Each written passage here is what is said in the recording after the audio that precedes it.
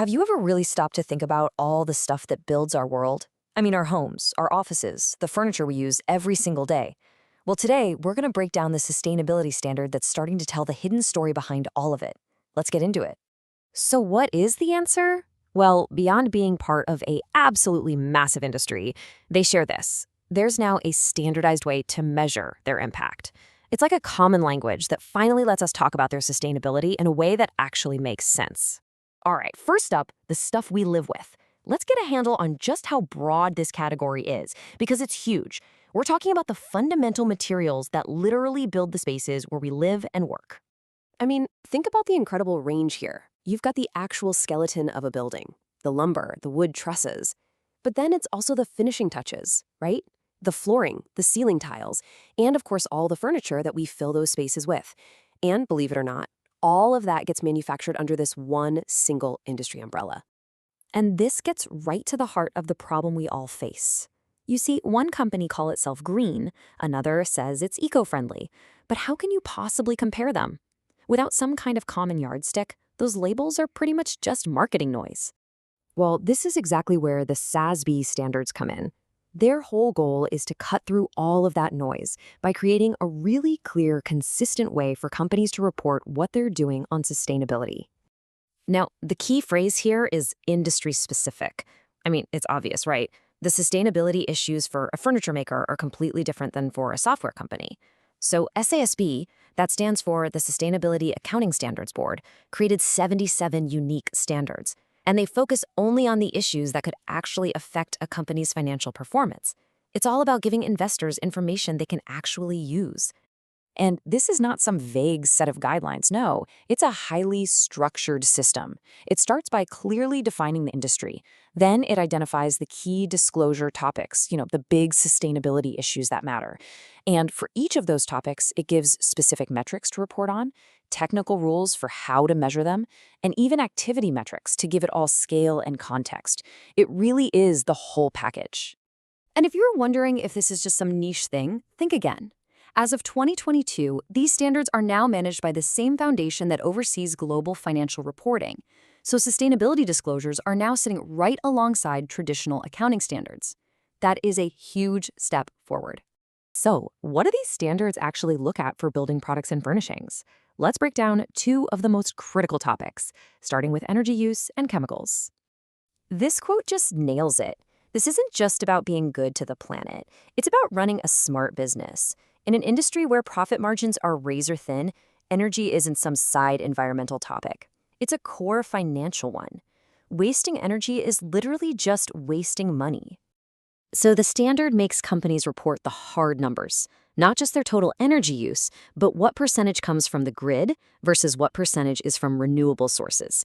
That simple metric tells an investor a ton about a company's exposure to crazy energy prices and its plan for the future. Okay, next up is chemicals. And you'll notice a theme here. Again, the standard zeroes in on the financial risk.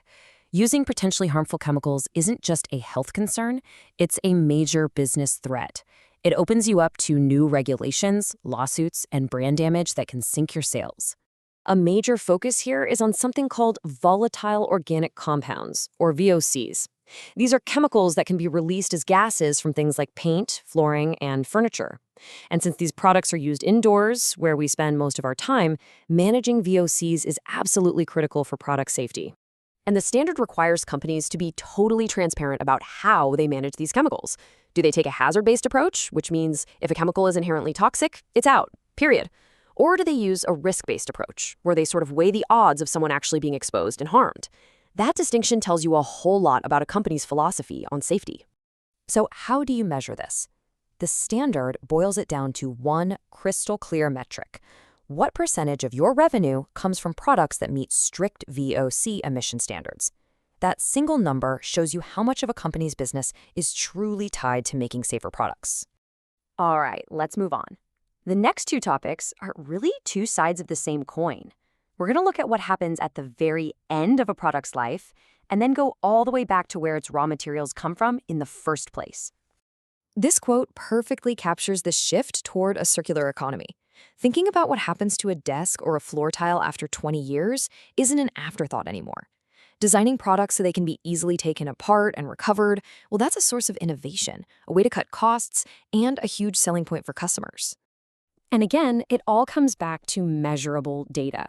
The standard asks companies, how many metric tons of material did you actually recover through take-back programs?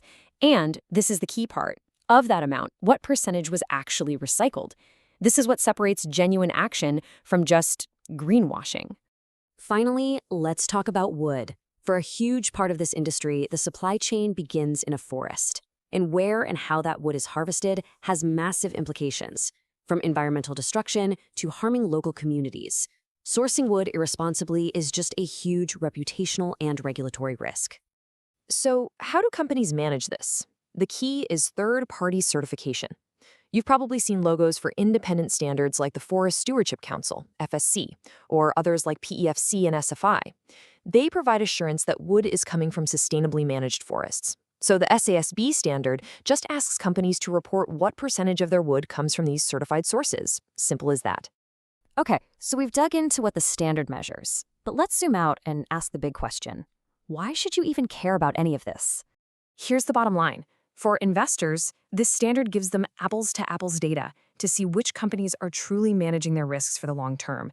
For the companies, it's a roadmap to innovate and build a stronger business. And for all of us, it helps create a market that actually rewards companies for making safer, more sustainable products, the very things that furnish our lives. Because ultimately, a standard is just a tool. It gives us information, a common language. The real question is how investors, companies, and all of us as consumers will use that information to shape the future of the products that surround us every single day.